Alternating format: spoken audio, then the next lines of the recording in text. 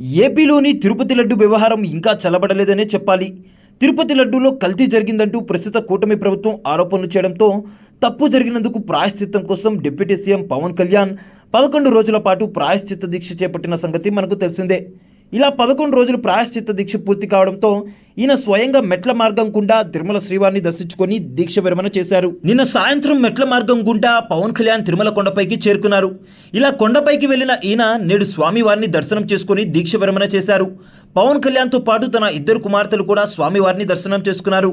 పవన్ కళ్యాణ్ రేణుదేశాయ్ కుమార్తె ఆధ్యాతో పాటు తన 3వ భార్య అన్నా కుమార్తె పల్లినా అంజలితో కలిసి ఈయన స్వామివారిని దర్శనం చేసుకున్నారు.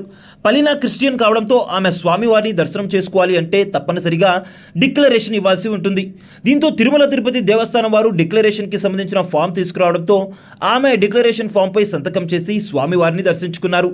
ప్రస్తుతం ఇందుకు సంబంధించిన ఫోటోలు, వీడియోలు వైరల్ అవుతున్నాయి. ఇక పల్లినా మైనర్ కావడంతో తన తండ్రి అయిన పవన్ కళ్యాణ్ సంతకాలు చేశారు.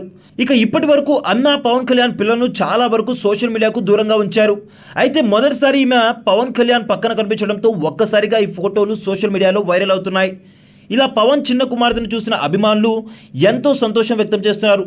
ఇక పవన్ కళ్యాణ్కు చిన్న కుమారుడు కూడా ఉన్న సంగతి మనకు తెలిసిందే. ఇక తన 2వ కుమారుడికి సంబంధించిన ఫోటోలు ఇప్పటి వరకు ఎక్కడా బయటకు రాలేదు.